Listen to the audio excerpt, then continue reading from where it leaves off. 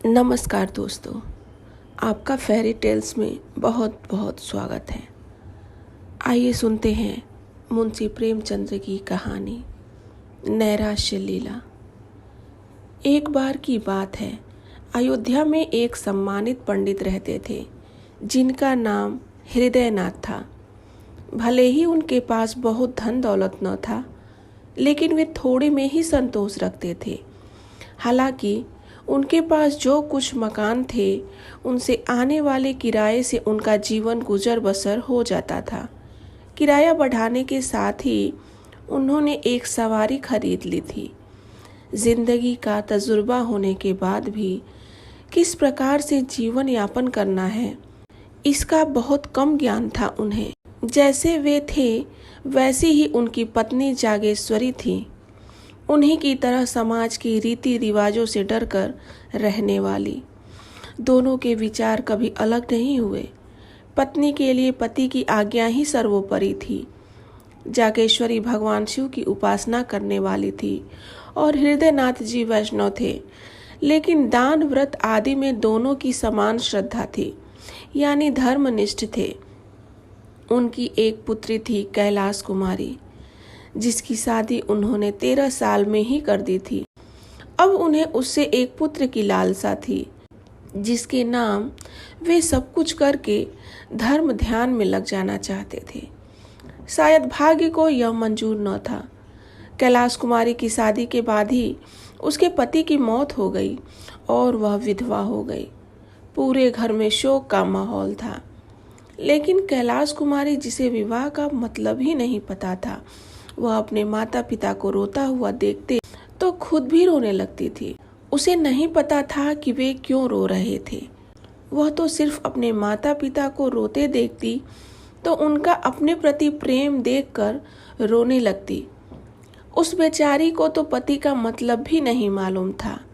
वहीं जब भी माता पिता अपनी बेटी का चेहरा देखते तो दुख से और रोने लगते थे। कैलाश कुमारी को लगता कि महिलाएं पति के मृत्यु के बाद इसलिए दुखी होती हैं क्योंकि पति महिला और बच्चे का पालन पोषण करता है। ऐसे में उसे चिंता करने की क्या जरूरत, क्योंकि उसके पास तो उसके माता पिता हैं जो उसकी सारी इच्छाएं पूरी कर सकते हैं। कैलाश कुमारी को बस यह दुख था कि उसकी सहेलियां भी उसके साथ खेलने न आती। वह जब माँ से सहेलियों को बुलाने की आज्ञा लेने जाती तो माँ फूट फूट कर रोने लगती। इसलिए उसने माता के पास जाना छोड़ दिया और अकेले बैठकर किस्से कहानियाँ पढ़ा करती। उसके अकेले रहने से माता पिता को लगा कि बेटी बहुत दुखी है और अकेले रहकर शोक मना रही है। एक दिन पिता हृदयनाथ ने अपनी पत्नी से कहा कि मेरा मन करता है कि यहाँ से कहीं दूर चला जाऊं। अब मुझसे बेटी का दुख देखा नहीं जाता। जागेश्वरी, मैं भी यह सब नहीं देख सकती। भगवान, मुझे अब और नहीं जीना है। हृदयनाथ, अगर हमारी बेटी दुखी रही तो बहुत बुरा होगा। हमें कुछ करना चाहिए। जागेश्वरी ने कहा, मेरी तो कुछ समझ नहीं आ रहा है, आप ही बताइए। हृदयनाथ, हम लोगों को इस प्रकार से मातम मनाना छोड़कर उसका दिल बहलाना चाहिए। तुम उसका मन कुछ न कुछ मनोरंजन करके बहला दिया करो। जागेश्वरी, हाँ, मैं ऐसा ही करूँगी। पहले तो मैं उसे देखकर रो पड़ती थी, लेकिन मुझे खुद को संभाल कर उसका शोक दूर करना होगा। हृदयनाथ बोले, अब मैं भी उसके दिल को बहलाने वाले प्रयास करूँगा। हमें उसे हर समय मनोरंजन में लगाए रखना चाहिए। दोनों ने ऐसा विचार बनाया और फिर कैलाशी के लिए मनोरंजन के सामान इकट्ठा करना शुरू कर दिए। इससे हंसते हुए बात करना, घुमाने ले जाना, नदी में नाव की सैर कराना, रोज थिएटर ले जाकर नए नए नाटक दिखाना उनकी दिनचर्या का हिस्सा था। हृदयनाथ भी कभी उसे कश्मीर के दृश्य, कभी स्विट्जरलैंड की झांकी और झरने दिखाते तो कभी ग्रामोफोन पर गाने बजाकर सुनाते। कैलाश कुमारी इन सब के खूब मजे लेती। अब उसकी सहेलियां भी आने लगी थीं। इस प्रकार कुछ साल कैसे निकल गए पता ही नहीं चला। कैलाशी को इन सब की आदत हो गई थी और वह बिना इन सब के एक दिन भी चैन से नहीं रह पाती थी। उसे थिएटरों और सिनेमा, उसके बाद मैस्मेरिज्म और हिप्नोटिज्म वाले नाटकों की आदत हो गई थी। साथ ही में ग्रामोफोन पर आने वाले नए रिकॉर्ड भी सुनने लगी और नए संगीत की लत भी लग गई थी। उसे अब बाहरी दुनिया से कोई मतलब नहीं था। वह तो अपने काल्पनिक संसार में डूबी रहती थी। कैलाशी अपनी सहेलियों से भी घमंड भरी बातें करती और कहती कि यहाँ के लोगों को जिंदगी जीना नहीं आता है। जीवन तो विदेश के लोग जीते हैं मनोरंजन के साथ, इसलिए वे इतना खुश रहते हैं। किसी भी कार्यक्रम में माँ और बेटी साथ जाते थे। उनका इस प्रकार से बाहर घूमना और सैर सपाटा लोगों को देखा नहीं गया। लोगों का मानना था कि विधवा औरत को सिर्फ पूजा पाठ, तीर्थ, व्रत करने चाहिए। यह मनोरंजन के साथ उनके लिए नहीं होते हैं। कैलाशी के माता पिता को शर्म करना चाहिए कि इस प्रकार से अपनी बेटी को सिर पर चढ़ा कर रखा है। महिलाएं बोलती, बाप तो ठीक है, लेकिन माँ ने बिल्कुल भी नहीं सोचा कि दुनिया वाले क्या कहेंगे। इस प्रकार से लोगों में बातें होने लगी। लेकिन एक दिन सभी स्त्रियों ने जागेश्वरी के यहाँ जाने का फैसला किया। उनके आने पर जागेश्वरी ने बड़े ही आदर सत्कार से उनका स्वागत किया। फिर कुछ देर यहाँ वहाँ की बातों के बाद एक स्त्री ने कहा कि बहन, तुम तो आराम से हो, तुम्हारे दिन हंसी खुशी में निकल जाते हैं, हमारे लिए तो हर दिन पहाड़ जैसा कटता है। तभी दूसरी औरत ने कहा, आखिर तुम्हारे पास इतना समय कैसे मिल जाता है? हमारा दिन तो चूल्हा चक्की करते हुए ही निकल जाता है। जब समय मिलता है तो कभी बच्चे को संभालो तो कभी घर वालों को। हम तो पूरी कठपुतलियों के जैसे नाचते रहते हैं। तभी तीसरी औरत ने व्यंग करते हुए कहा, इसमें सोचने वाली बात क्या है?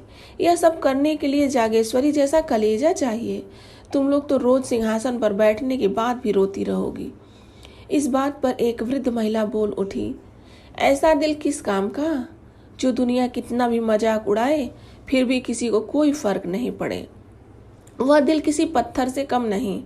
हम गृहिणी हैं और हमारा काम गृहस्थी को संभालना है, मौज मस्ती करना नहीं। महिलाओं के द्वारा इस प्रकार मजाक उड़ाए जाने पर जागेश्वरी ने अपना सिर नीचे कर लिए। महिलाओं का काम हो चुका था। उनका उद्देश्य उसके मन को तड़पाना था। जागेश्वरी को सबक मिल चुका था। महिलाओं के जाने के बाद उसने यह सब अपने पति से कहा।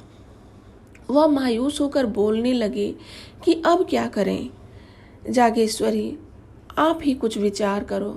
हृदयनाथ लंबी सांस छोड़ते हुए बोले, पड़ोसियों ने मजाक उड़ाया है और एक दिन होना ही था और सही भी है। मुझे खुद पता चल रहा है कि कैलाशी के हाव भाव बहुत बदल गए हैं। विधवाओं का यह सब करना ठीक नहीं है। अब यह सब बंद करना होगा। जागेश्वरी टोकते हुए बोली, पर कैलाशी को तो इन सब की आदत हो गई है, कैसे रहेगी वह इनके बिना? हृदयनाथ, हमें यह सब रोकना पड़ेगा। धीरे धीरे घर का माहौल बदलने लगा। हृदयनाथ शाम को ग्रामोफोन की जगह धर्म ग्रंथ पढ़कर सुनाने लगे। घर में माँ बेटी धर्म निष्ठा का पालन करने लगी, संयम उपासना करने लगी। गुरुजी ने कैलाशी को दीक्षा दी और सभी महिलाओं ने वहां आकर उत्सव मनाया। अब माँ बेटी गंगा स्नान करने लगी, मंदिर जाती, एकादशी का निर्जला व्रत रखती। गुरुजी कैलाशी को रोजाना संध्या के समय धर्मोपदेश देते। कैलाशी को कुछ दिनों तक यह सब कष्टप्रद लगा, लेकिन थोड़े ही दिनों में उसे इन सब में रुचि होने लगी थी। उसने मनोरंजन का मार्ग छोड़कर अध्यात्म और त्याग का मार्ग अपना लिया। उसे पति और अपनी स्थिति का मतलब समझ आने लगा। अब उसने प्रायश्चित करने का मन बना लिया था। वह साधु महात्माओं की सेवा करने लगी और यहाँ तक कि 3 साल में ही उसने संन्यास लेने का सोच लिया। जैसे ही माता पिता को इस बात का पता चला, उन्होंने अपना सर पकड़ लिया। माँ ने कहा कि बेटी, अभी संन्यास लेने की तुम्हारी उम्र नहीं है, ऐसी बातें मत सोचो। कैलाशी, माँ, इन सब झंझटों को जितने जल्दी छोड़ दिया जाए उतना अच्छा है। हृदयनाथ, क्या घर में रहकर इन सब से मुक्ति नहीं मिल सकती है? तभी माँ ने कहा, इन सब से बदनामी होगी। कैलाश कुमारी, जो भगवान के चरणों में अर्पण हो जाते हैं उन्हें बदनामी की चिंता नहीं होती। जागेश्वरी ने समझाया, बेटी हमें तुम्हारा ही आसरा है। अगर तुमने संन्यास लिया तो हम किसके सहारे जिएंगे? कैलाश कुमारी, भगवान ही सबका सहारा है माँ। अगले रोज यह बात मोहल्ले वालों को पता चल गई। शुरू में तो उन्होंने आपस में ही खूब मजाक उड़ाया, लेकिन फिर कुछ पुरुष इस गुत्थी को सुलझाने के लिए हृदयनाथ के यहाँ आए। एक सज्जन बोले, क्या तुमने सुना है कि डॉक्टर गौड़ का हुआ प्रस्ताव बहुत अधिक मतों से मान लिया गया है? दूसरे व्यक्ति ने कहा कि ये लोग हिंदू धर्म का नाश करके मानेंगे। तीसरे व्यक्ति ने कहा, नाश तो होगा ही जब हमारे ही साधु महात्मा मासूम लड़कियों को बहलाने लगे। हृदयनाथ, मेरे साथ भी ऐसा ही हुआ है, आपको तो पता ही है सब कुछ। पहले व्यक्ति, आप ही नहीं हमारे साथ भी हो रहा है। हृदयनाथ, आप लोग कोई रास्ता निकालिए। पहला व्यक्ति, आपने उसे समझाया नहीं था क्या? हृदयनाथ, बहुत समझाया और अब हार गया, किसी की कुछ नहीं सुनती। तीसरा व्यक्ति, उसे इस मार्ग पर नहीं लाना था। पहला व्यक्ति, पर अब पछताने पर क्या होगा? कुछ लोगों की सलाह है कि विधवाओं से अध्यापिका का काम कराना चाहिए। दूसरा व्यक्ति, सलाह अच्छी है, आस पड़ोस की कन्याएं पढ़ने को आ जाएंगी और लड़की का भी मन लग जाएगा। हृदयनाथ, मैं उसे फिर से समझाऊंगा। जैसे ही लोग गए, हृदयनाथ ने कैलाश कुमारी को समझाने का प्रयास किया। पहले तो हृदयनाथ को कैलाश कुमारी को समझाने में कठिनाई हुई, लेकिन धीरे धीरे कैलाशी की सोच बदलने लगी और वह मान गई। हृदयनाथ ने मोहल्ले वालों की बच्चियों को जोड़कर पाठशाला शुरू कर दी। पंडित जी खुद कैलाशी के साथ पाठशाला में पढ़ाने लगे। कुछ ही दिन में पाठशाला चल गई और दूसरे मोहल्लों की बालिकाएं आने लगी। कैलाश कुमारी पूरे दिन लड़कियों के साथ रहती, पढ़ाने के साथ ही उनके साथ खेलती, सिलाई सिखाती रहती। पाठशाला अब एक परिवार बन गया था। किसी भी लड़की के बीमार होने पर कैलाश कुमारी उसके घर जाकर उसकी सेवा करती। एक दिन की बात है, पाठशाला की एक बच्ची को चेचक निकल आया। तब कैलाशी उसके घर उसकी तबीयत के बारे में पूछने गई। लड़की की तबीयत खराब थी। कैलाशी को देखकर ऐसा लगा कि उसके सारे दुख भाग गए। 1 घंटे के बाद कैलाशी जब जाने लगी तो लड़की रोने लगी। लड़की उसे छोड़ने के लिए तैयार नहीं थी। हृदयनाथ जब भी कैलाशी को बुलाने के लिए आदमी भेजते, वह मना कर देती। कैलाशी 3 दिन तक लड़की के पास रही। अगले दिन जब लड़की की तबीयत में सुधार हुआ तो वह घर आ गई, मगर जैसे ही नहाने के लिए तैयार हुई कि तभी एक आदमी दौड़ता हुआ आया और कहने लगा कि लड़की की हालत नाजुक हो रही है और वह आपको ही याद कर रही है। हृदयनाथ ने गुस्से में कहा कि किसी अस्पताल से नर्स बुला लो। कैलाश कुमारी ने कहा, बाबा आप गुस्सा मत हो, उसकी जान बचाने के लिए मैं 3 महीने तक उसकी सेवा कर सकती हूँ। हृदयनाथ, तो फिर पाठशाला कौन संभालेगा? कैलाशी, कुछ दिन आप संभाल लो, जैसे वह अच्छी होगी मैं आ जाऊंगी। हृदयनाथ, बात को समझो, यह बीमारी छूने से फैलती है। कैलाशी, अगर मर गई तो आपकी ही विपत्ति टलेगी। इतना बोलकर वह बिना भोजन किए वहां से चली गई। हृदयनाथ जागेश्वरी से कहने लगे, मुझे लगता है कि जल्द ही पाठशाला को बंद करना होगा। जागेश्वरी, आपने सही कहा, आखिर पाठशाला को कौन संभालेगा? हृदयनाथ, मैं भी क्या करूं? जो भी उपाय करता हूं, कुछ ही दिनों में हमें ही मुसीबत में डाल देता है। मुझे अब बदनामी का डर सताने लगा है, क्योंकि लोग कहेंगे कि लड़की पराये लोगों के घर आती जाती है, कई कई दिनों तक वहीं रहती है। जागेश्वरी, तो आप उसे पढ़ाने से मना कर दीजिए, और क्या कहें? कैलाश कुमारी के वापस आने तक हृदयनाथ पाठशाला बंद कर चुके थे। इसे देखकर कैलाशी ने गुस्से से तीव्र स्वर में कहा, यदि बदनामी का डर है तो मुझे जहर दे दें, आपके पास इसके सिवाय और कोई उपाय नहीं हो सकता है। हृदयनाथ ने उसे समझाया, बेटी इस संसार में रहना है तो संसार के अनुसार ही काम करना पड़ेगा। कैलाशी, अगर ऐसा है तो मुझे बताइए कि ये लोग आखिर क्या चाहते हैं मुझसे। मैं क्यों संसार के नियमों को निभाने के चक्कर में एक कठपुतली बनूं? मेरे अंदर भी जान है, मुझे भी जीने की चाह है। मैं अपने आप को दुखिया नहीं मान सकती और ना ही रोटी का एक टुकड़ा खा कर रह सकती हूँ। बताइए मैं ऐसा क्यों करूँ? ये लोग मुझे जो चाहे समझे, लेकिन मैं अभागनी नहीं। मुझे पता है कि खुद के आत्मसम्मान की रक्षा कैसे करनी है। मैं कोई जानवर नहीं हूँ जो समाज लाठी लेकर मेरे पीछे पड़ा रहे। इतना बोलकर कैलाश कुमारी वहां से चली गई। इसके बाद से वह अपनी लाचारी और स्त्रियों की बेबसी के बारे में सोचने लगी। उसे लगने लगा कि महिला पुरुषों के अधीन क्यों है? क्या एक स्त्री का यही भाग्य है? यह सोचकर अपने नसीब और समाज के द्वारा किए गए अत्याचार पर दुखी और नाराज हो जाती थी। पाठशाला के बंद होने के बाद कैलाश कुमारी को पुरुषों से अंदर ही अंदर जलन होने लगी। महिलाओं की बेबसी पर कैलाशी बार बार झुंझला जाती। एक दिन की बात है, उसने अपने बाल गूंथ कर जूड़े में गुलाब का फूल लगा लिया। जैसे ही माँ ने उसे ऐसा देखा तो गुस्से में होठों से जीभ दबा ली। ठीक ऐसे ही एक दिन उसने रेशमी साड़ी पहनी, जिसे देखकर आस पड़ोस की महिलाओं ने खूब आलोचनाएं की। अब वह एकादशी व्रत भी नहीं रखती थी। साथ ही कंघी और आईने को वह छोड़ने लायक नहीं समझती थी। शादियों के दिन शुरू हो गए थे। मोहल्ले की सभी स्त्रियां गैलरी में आकर दूल्हे को देखती थीं। जागेश्वरी भी उनमें से एक थी। इसके विपरीत कैलाश कुमारी कभी भी इन बारातों को नहीं देखती थी। उसकी नज़रों में बारात का मतलब था कि यह सीधी सादी लड़कियों का शिकार है। बारातियों को वह शिकारी कुत्ते समझती थी। उसे बस यही लगता था कि यह शादी नहीं, बलिदान है एक महिला का। दिन गुजरे, तीज व्रत का दिन भी आ गया। घरों में सफाई के साथ ही स्त्रियां व्रत रखने की तैयारियां करने लगीं। वहीं व्रत की तैयारियां जागेश्वरी ने भी की। अपने लिए नई नई साड़ियां मंगवाईं। हमेशा के जैसे ही कैलाशी के ससुराल से भी कपड़े, मिठाइयाँ और खिलौने आए। यह विवाहित महिलाओं का व्रत है, लेकिन विधवा भी इसे सही रीति रिवाज से कर सकती है। उनका संबंध पति से शारीरिक नहीं बल्कि आध्यात्मिक होता है। अभी तक तो कैलाश कुमारी यह व्रत रखती थी, लेकिन अब उसने निश्चय कर लिया था कि वह व्रत नहीं रखेगी। माँ ने सुना तो सिर पीट लिया। वह बोली कि बेटी, यह व्रत रखना हमारा धर्म है। कैलाशी, अगर यह धर्म है तो पुरुष महिलाओं के लिए क्यों कोई व्रत नहीं रखते हैं? जागेश्वरी ने कहा। पुरुषों में इसको निभाने की रीति नहीं है।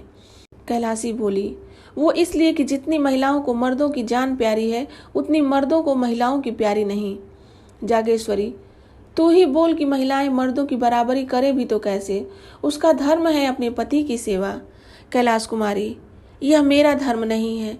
मेरा धर्म केवल आत्मरक्षा है और कुछ नहीं। जागेश्वरी, बेटी एक बार फिर सोच ले, गजब हो जाएगा। क्या कहेगी ये दुनिया? कैलाश कुमारी, क्या माँ, आप फिर उसी दुनिया को लेकर बैठ गई? मुझे खुद की आत्मा के अलावा किसी का भी डर नहीं है। हृदयनाथ को जागेश्वरी ने यह बातें बताई तो वे चिंता में डूब से गए। उनके मन में हुआ, क्या मतलब है इन सब का? क्या उसके अंदर आत्मबोध हुआ है या फिर यह सब नैराश्य है? वैसे भी जब धनहीन व्यक्ति का कष्ट दूर नहीं होता तो लाज को छोड़ ही देता है। इसमें कोई शक नहीं कि नैराश्य या निराशा ने ही यह रूप ले लिया है। इससे दिल के सारे कोमल और अच्छे भाव खत्म से होने लगते हैं और अचानक अलग सा बदलाव होने लगता है। इंसान जग हंसाई पर भी गौर नहीं करता। उसके लिए दुनिया के मानो सारे रिश्ते ही टूट से जाते हैं। इसी को नैराश्य यानी निराशा की आखिरी स्थिति माना जाता है। हृदयनाथ अपने विचारों में खोए हुए थे। तभी जागेश्वरी ने पूछा, अब क्या करेंगे? हृदयनाथ ने कहा कि क्या बताऊं अब। जागेश्वरी ने फिर पूछा, आपके पास कोई और उपाय है क्या? हृदयनाथ ने असहाय होते हुए कहा, अब तो एक ही उपाय हो सकता है, लेकिन उसके बारे में बात नहीं कर सकता। ये कहानी यहीं समाप्त होती है। कहानी से सीख, हमें कभी भी स्त्री और पुरुष में भेद नहीं करना चाहिए। दोनों ही सुखी और स्वतंत्र जीवन जीने के समान रूप से अधिकारी होते हैं। दोस्तों, आपको ये कहानी कैसी लगी मुझे कमेंट करके जरूर बताएं।